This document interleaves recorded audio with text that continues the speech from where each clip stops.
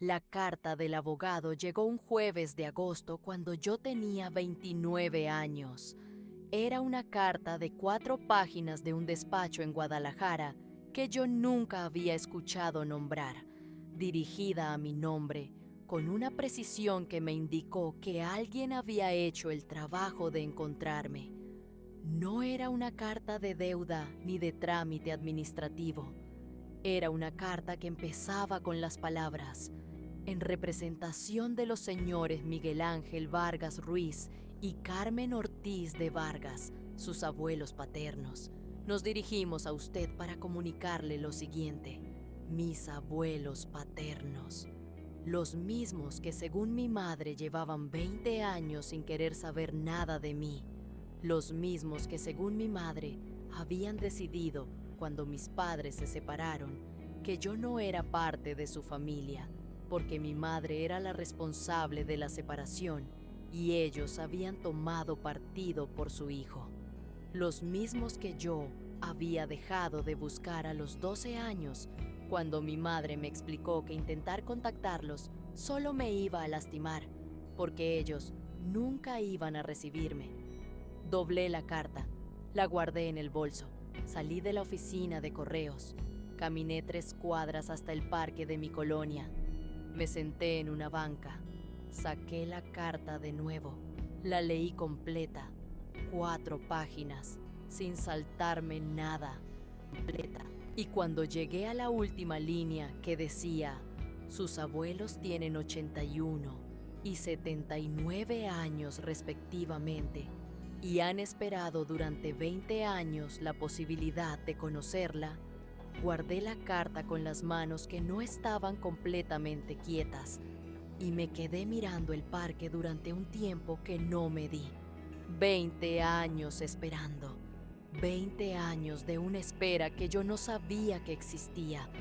Pero antes de contarte lo que decía esa carta y lo que hice con lo que decía, necesito pedirte algo. Si alguna vez descubriste que la historia que te contaron sobre las personas que te amaban era diferente a la historia real, escribe en los comentarios. Yo también lo descubrí. Y si estas historias te llegan, regálame un like. Para mí lo significa todo. Ahora sí, déjame llevarte al principio. Mi nombre es Daniela Vargas Soto. Tengo 29 años. Soy psicóloga. Trabajo en un centro comunitario en Ciudad de México, donde atiendo a adolescentes en situaciones de vulnerabilidad. Vivo en un apartamento en la colonia Doctores, con una ventana que da a un árbol que en primavera da flores moradas y que en invierno parece muerto, pero que no lo está. Ese árbol me importa de una manera que excede lo que debería importar un árbol. Mis padres se separaron cuando yo tenía 9 años. Mi padre se llamaba Rodrigo Vargas. Lo digo en pasado porque murió hace 3 años, a los 52, de un infarto. Lo digo también en pasado porque aunque murió hace 3 años, yo lo había perdido mucho antes en el sentido de no saber dónde estaba ni cómo encontrarlo. Mi padre desapareció de mi vida cuando yo tenía 9 años, no de un día para otro, con la lentitud de alguien que va alejándose por pasos tan pequeños que cuando uno se da cuenta, ya hay una distancia que no sabe exactamente cuándo se creó.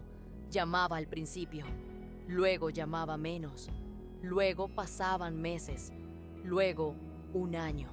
Para cuando yo tenía 12, ya no llamaba, y yo tampoco llamaba, porque había aprendido que llamar generaba en mi madre una tristeza que yo había aprendido muy pronto que era mi responsabilidad no provocar. Mi madre se llama Silvia Soto, 54 años, trabajadora social, lleva 30 años en una organización de mujeres en Ciudad de México. Una mujer extraordinaria, en muchos sentidos reales, que había criado sola a una hija con recursos limitados y con una dedicación que no tiene equivalente, que me había enseñado a leer antes de los 5 años y a pensar críticamente antes de los 10, que había estado en cada graduación, en cada enfermedad, en cada cosa importante, y que había construido durante 20 años con la eficiencia silenciosa de alguien que cree genuinamente en lo que está haciendo, una historia sobre la familia de mi padre que no era verdad. La historia era esta, que cuando mis padres se separaron, la familia de mi padre, mis abuelos Miguel y Carmen, habían tomado partido de manera activa por su hijo, que habían dicho cosas crueles de mi madre, que habían intentado interferir con la custodia, que habían decidido que yo no era parte de su familia, porque mi madre era la responsable de todo lo que había salido mal. Esa historia tenía detalles, tenía fechas aproximadas, tenía citas de conversaciones que supuestamente habían ocurrido. Era la historia de alguien que había construido un relato con cuidado, no de manera casual. Yo la creí durante 20 años porque era mi madre, y porque no tenía manera de verificarla, y porque la alternativa, que era que mi madre me hubiera mentido sobre algo tan fundamental, no era una posibilidad que yo estuviera dispuesta a considerar cuando tenía 9 años, ni cuando tenía 12, ni cuando tenía 18. Tenía que tener 29 años y una carta de 4 páginas en un parque para estar dispuesta a considerarla. La carta del abogado decía que mis abuelos Miguel y Carmen habían intentado mantener contacto conmigo desde el momento de la separación, que habían mandado cartas, que habían llamado, que habían llevado a mi padre a la casa de mi madre para intentar establecer un acuerdo sobre las visitas y que mi madre había negado el acceso. Decía que con el paso de los años, los intentos habían tomado formas diferentes, que habían mandado regalos para mis cumpleaños que nunca recibí, que habían contratado a alguien para ubicarme cuando mi madre se mudó y cambió de número, que ese intento no había funcionado porque yo era menor de edad.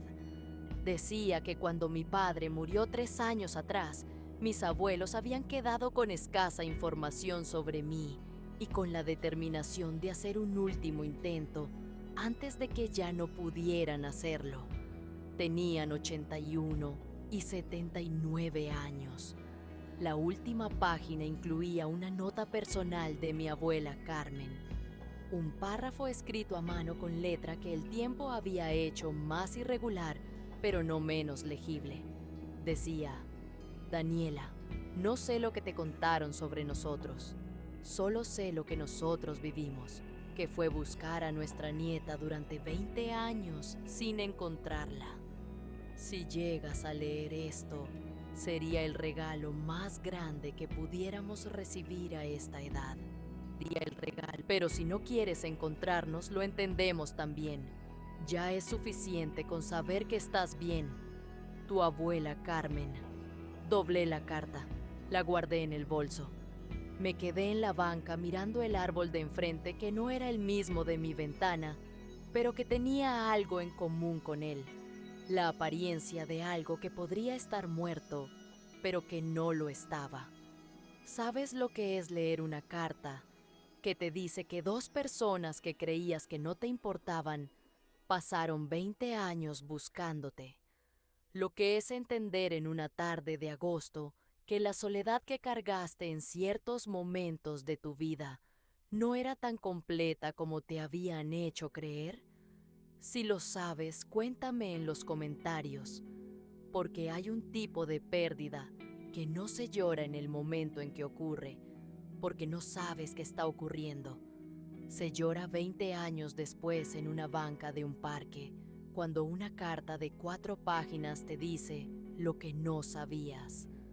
Esa tarde lloré en el parque durante un tiempo que no me di. Y cuando terminé de llorar, saqué el teléfono y empecé a pensar en cómo iba a tener la conversación más difícil de mi vida con la persona a quien más quería en el mundo, mi madre. No llamé a mi madre esa tarde. Tampoco la llamé esa noche, aunque el teléfono estuvo en mi mano varias veces con su número en la pantalla y varias veces lo puse de nuevo sobre la mesa sin marcar. No era cobardía, era precisión. Había aprendido en 3 años de trabajo como psicóloga con adolescentes que las conversaciones importantes que se tienen desde el centro del impacto emocional rara vez terminan bien.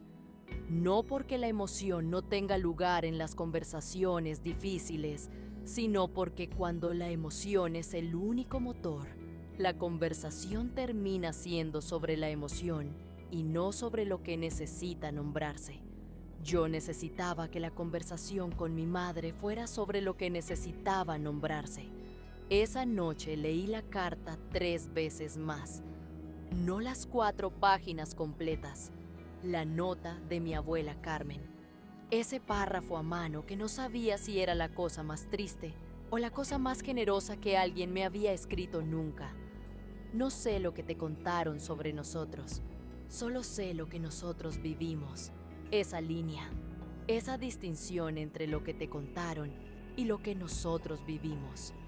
Era la frase más honesta que podía escribir alguien que entendía que había otra versión de la historia, pero que no tenía manera de saber exactamente cuál era esa versión.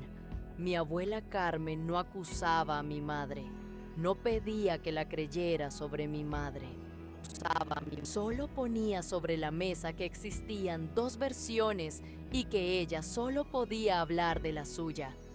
Eso me importó, que a los 79 años, después de 20 de búsqueda, hubiera elegido esa generosidad en lugar de la acusación directa. Dormí con la carta en la mesita de noche. Borges, que es el gato de la historia anterior porque los gatos de las escritoras que viven solas en la colonia Doctores se parecen entre sí, se instaló en el sillón con su indiferencia habitual.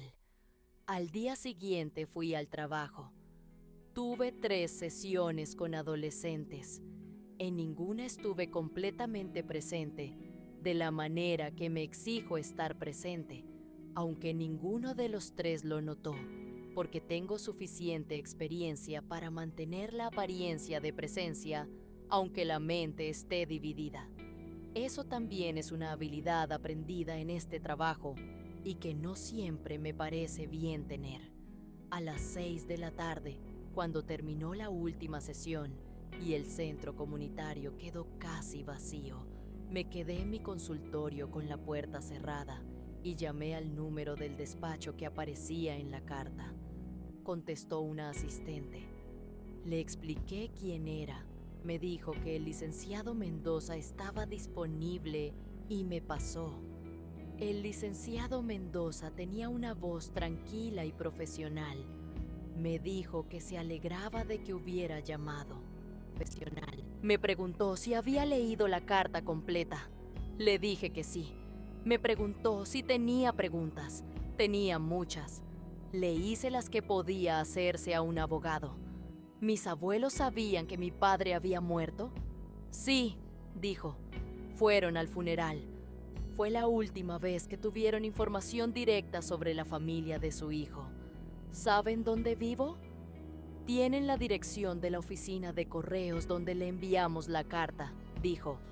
No tienen su dirección de vivienda. ¿Están bien de salud? Su abuelo Miguel tiene algunas limitaciones de movilidad, pero está bien. Su abuela Carmen está en buenas condiciones para su edad. ¿Están esperando que yo llame? Están esperando lo que usted decida, dijo el licenciado, sin presión. Esas fueron sus instrucciones específicas para mí. Colgué. Me quedé en mi consultorio durante 20 minutos más procesando lo que acababa de escuchar. Mis abuelos habían ido al funeral de mi padre. Yo no había ido al funeral de mi padre. No porque no hubiera querido, sino porque no había sabido que había muerto hasta 3 semanas después, cuando me llegó un correo de alguien que lo había conocido en su trabajo y que había encontrado mi nombre en algún registro. Para cuando supe, el funeral había sido, el periodo de duelo había pasado y yo me había quedado con una pérdida que no había podido despedir de la manera que las pérdidas necesitan ser despedidas. Mis abuelos habían estado en ese funeral, habían despedido a su hijo, y en ese funeral, entre todo el dolor de perder a un hijo, probablemente habían pensado en la nieta que tampoco había podido estar ahí. Eso tenía un peso particular que tardé días en terminar de procesar. Llamé a mi madre el domingo siguiente, 5 días después de recibir la carta. Tiempo suficiente para estar en el lugar correcto, sin que hubiera pasado tanto tiempo que el tema quedara en una especie de limbo. Mi madre contestó al segundo ring con su voz de domingo mañana, que es ligeramente más suave que su voz del resto de la semana. Daniela, qué bueno que llamas. Ayer pensé en ti porque vi una exposición que te habría gustado. Mamá, la interrumpí con suavidad. Necesito contarte algo. Su voz cambió inmediatamente. ¿Qué pasó? Recibí una carta esta semana, dije, de un despacho de abogados en Guadalajara, de parte de los abuelos paternos. El silencio que siguió fue inmediato y total. Los paternos, del tipo que no es un segundo de procesamiento, sino el silencio de alguien que acaba de escuchar las palabras que ha sabido que iban a llegar en algún momento sin saber exactamente cuándo. ¿Qué decía?, preguntó finalmente. Su voz era diferente, más pequeña, más cuidadosa. Decía que llevan 20 años intentando encontrarme, dije. Que mandaron cartas, que llamaron, que intentaron contactarme de diferentes maneras y que no pudieron porque era menor de edad o porque los datos que tenían ya no correspondían. Silencio. Mamá, dije, ¿es verdad eso? El silencio que siguió fue el más largo de toda la conversación. Largo de la manera en que son largos los silencios que contienen cosas que han estado guardadas mucho tiempo y que necesitan espacio para salir. Parcialmente, dijo mi madre finalmente. ¿Qué parte es parcialmente? Intentaron contactarte, dijo mi madre. Eso es verdad. Al principio también dijeron cosas sobre mí que me hicieron daño. Eso también es verdad. Las dos cosas son verdad al mismo tiempo. ¿Y la parte de que no querían saber nada de mí? Pausa. Eso no era verdad, dijo mi madre. Lo dijo en voz muy baja, con esa manera de decir las cosas que son difíciles de decir, que es diferente a cuando uno las dice normalmente, sin la cobertura de una justificación inmediata. Solo las palabras. Eso no era verdad. Guardé esas 4 palabras. ¿Por qué me lo dijiste entonces?, pregunté. Mi madre tardó en responder. Porque en ese momento yo creía que lo era, dijo. Estábamos en el medio de una separación que fue muy difícil para mí, y la familia de tu padre había dicho cosas que me habían lastimado mucho. Y en ese momento genuinamente creía que eran personas que no iban a querer bien a mi hija. Y después, cuando el tiempo pasó y las cosas se calmaron, ¿seguiste creyendo eso? Larga pausa. No, dijo mi madre. Con el tiempo entendí que probablemente no era así, pero para entonces ya te había dicho lo que te había dicho, y cambiar esa historia significaba explicar por qué la había dicho. Y eso era algo que no supe cómo hacer, así que no lo hiciste. No lo hice, dijo mi madre. Y ellos siguieron buscándome. Y ellos siguieron buscándote, confirmó mi madre. Esa confirmación en boca de mi madre. No del abogado, no de la carta, de mi madre. ¿Cuántas cartas llegaron?, pregunté. Mi madre tardó. No sé exactamente, dijo. Varias. Al principio las guardé. Luego en algún momento las tiré. ¿Las leíste? Las primeras sí, dijo. Las últimas no. ¿Por qué no? porque no podía leer algo que me dijera que me había equivocado, dijo mi madre. No en ese momento. Equivocado. Cuando uno lleva mucho tiempo con una historia, es muy difícil abrirse a la posibilidad de que esa historia no sea la correcta. Entendí eso. Lo entendí de una manera particular que viene de 3 años de trabajar con adolescentes que construyen narrativas sobre sí mismos y sobre su historia, que los protegen de cosas que son demasiado difíciles de ver directamente. Lo entendía, y al mismo tiempo, el entenderlo no disolvía lo que había costado. Tengo que pedirte algo, dije. Dime. Necesito que me digas la verdad sobre una cosa más, dije. Cuando papá intentó mantener contacto conmigo durante los años que siguieron, ¿había algo de tu parte que lo dificultara? La pausa más larga de toda la conversación. No se lo puse fácil, dijo mi madre finalmente.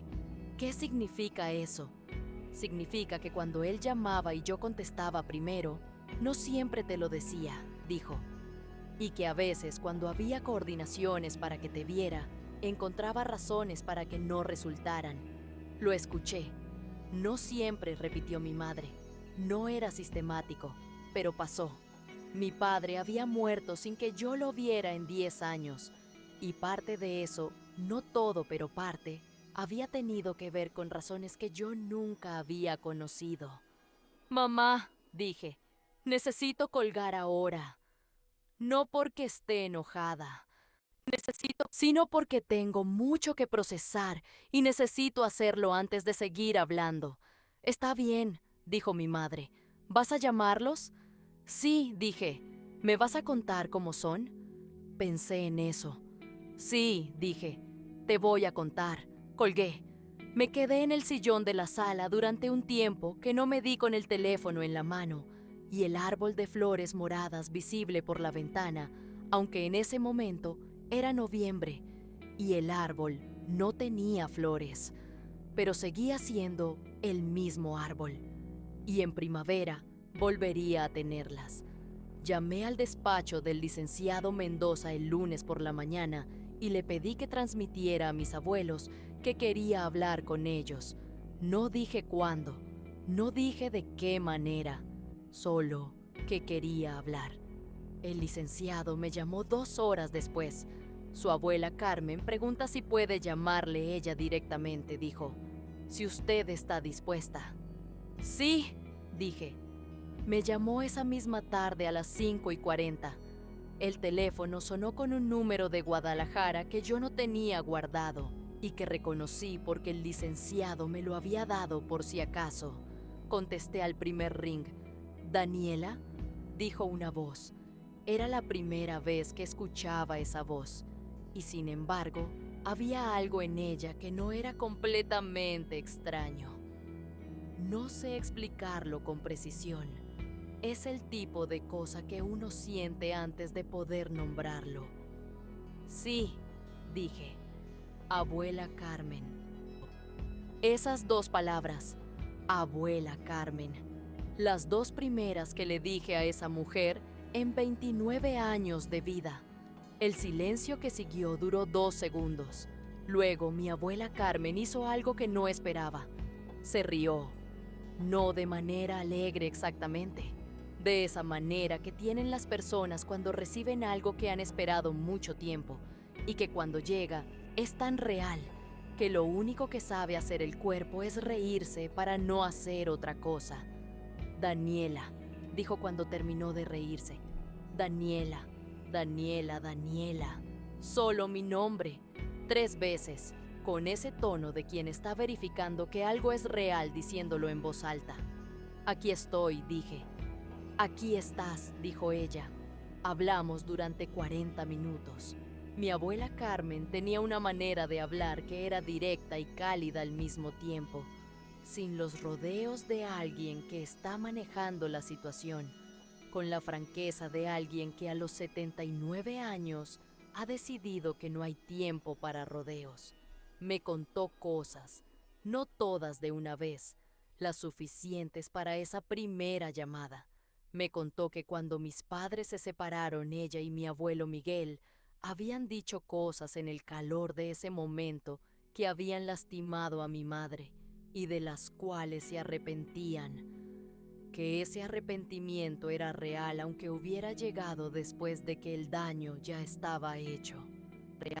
Me contó que cuando habían intentado contactarme y no habían podido, habían hablado con mi padre, que mi padre también lo había intentado desde su lado, que las circunstancias habían resultado más difíciles de lo que ninguno había anticipado.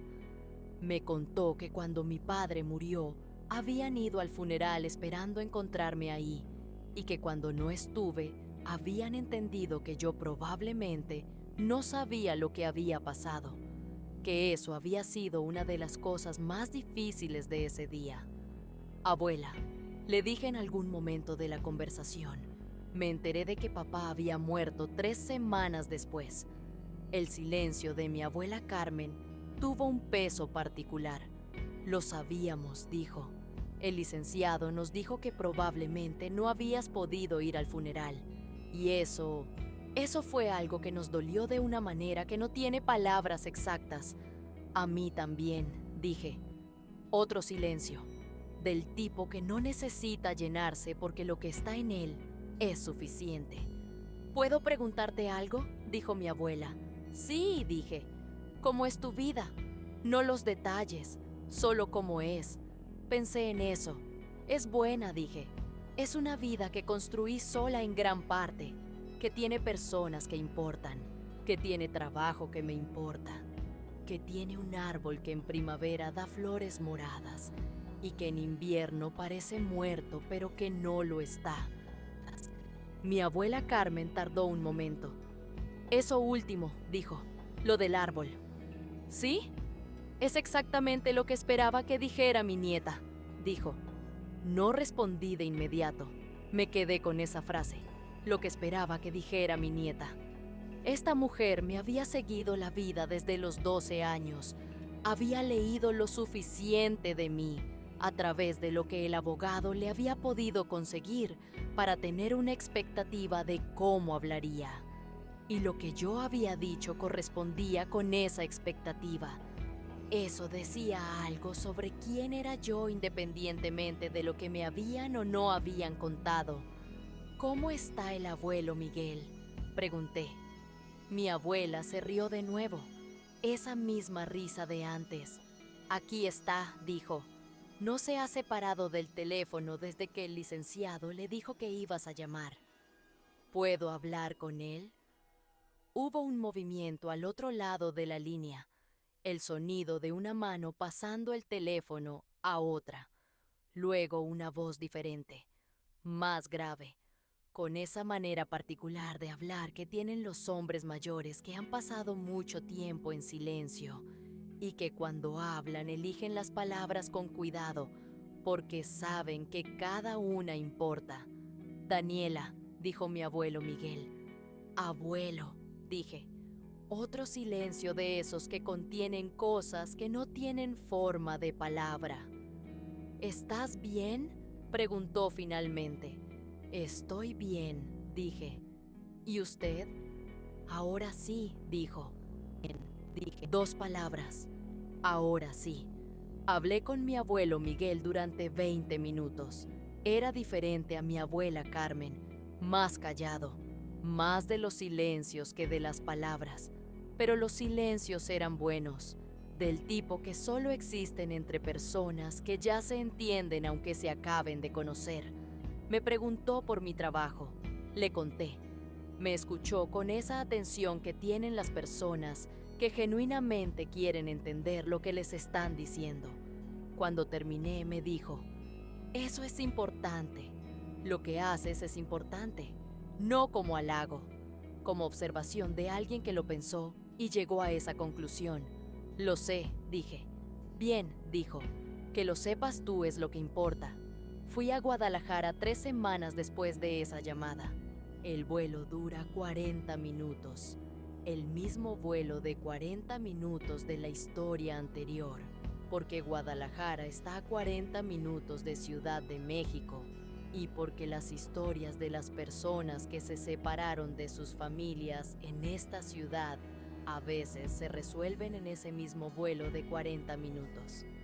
El licenciado Mendoza me había dado la dirección. Era una casa en la colonia Chapalita, zona tranquila, árboles en la acera, ese tipo de barrio que lleva décadas siendo el mismo y que uno reconoce como el tipo de lugar donde la gente se queda. Toqué el timbre a las 11 de la mañana de un sábado de octubre. La puerta la abrió mi abuela Carmen. Era pequeña, más pequeña de lo que me había imaginado, aunque no sé exactamente qué me había imaginado, con el cabello completamente blanco y corto, con los mismos ojos que yo había visto en el espejo durante 29 años y que nunca había relacionado con nadie en particular porque no tenía a nadie con quien relacionarlos. Esos ojos. Me miró durante un momento completo sin decir nada y luego me abrazó.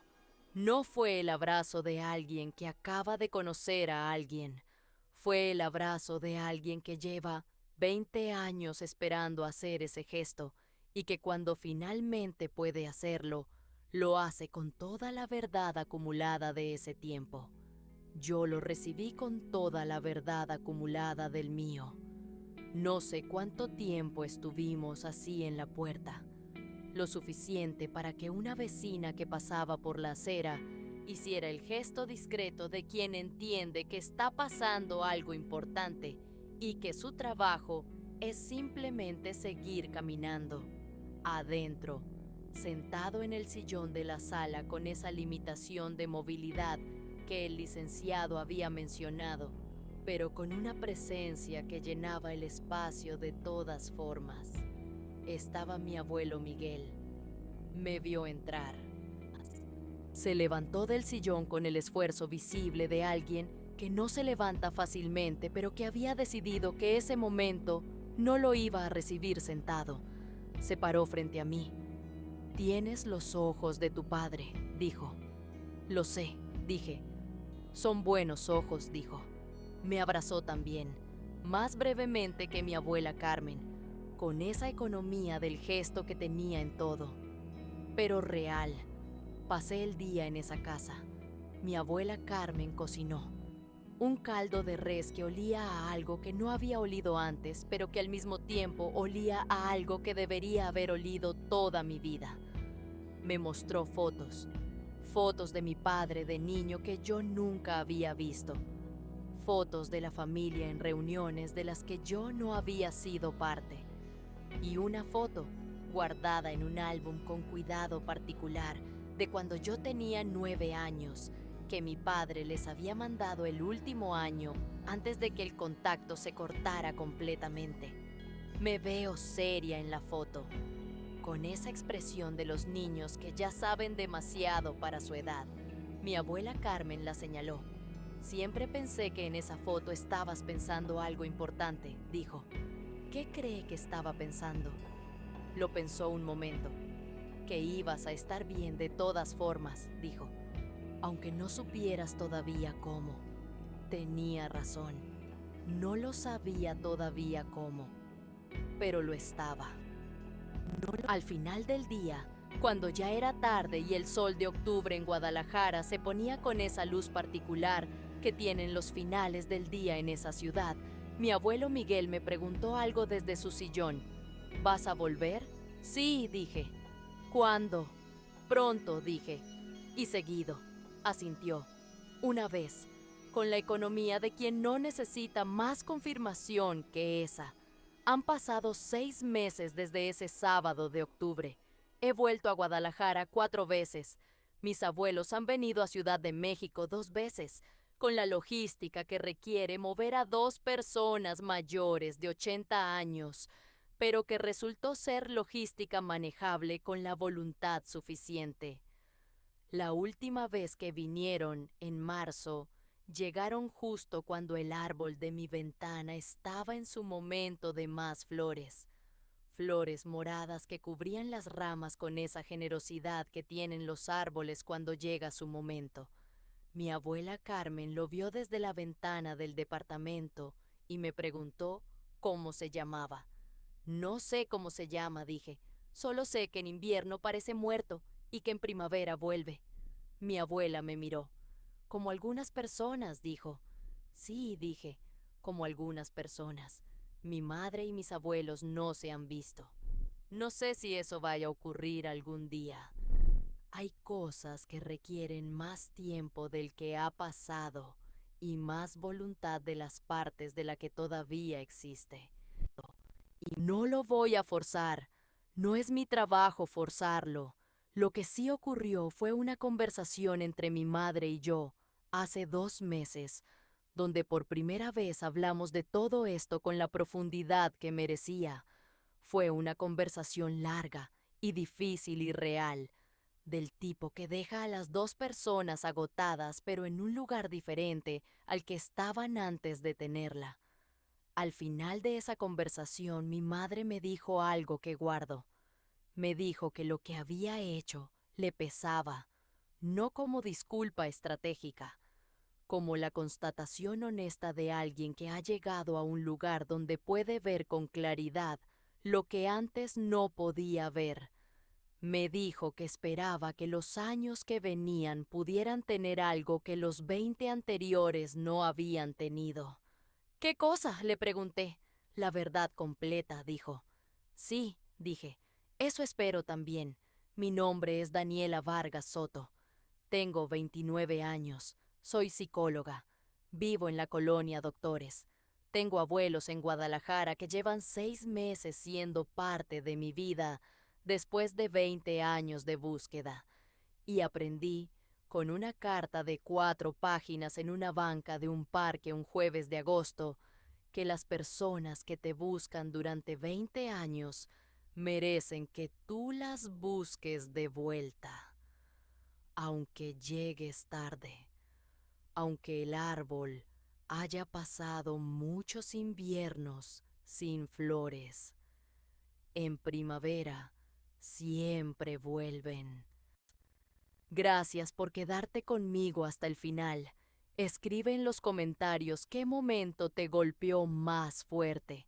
¿Fue la carta? ¿La nota de la abuela Carmen? ¿Cuando tu abuelo dijo, ahora sí? ¿La foto de cuando tenías 9 años en el álbum? ¿O cuando tu abuela dijo como algunas personas sobre el árbol? Y si alguna vez recuperaste algo o a alguien que creías perdido para siempre, escribe en los comentarios, yo también lo recuperé. Porque de eso se trata todo esto, de buscar, de encontrar, de llegar aunque sea tarde, hasta la próxima historia. Y si llegaste hasta aquí, hasta este último segundo de esta historia, quiero que sepas algo. Gracias, gracias por quedarte. Gracias por escuchar. Gracias por dejar que estas historias lleguen a donde tienen que llegar. Estas mujeres se levantaron. Tú también puedes.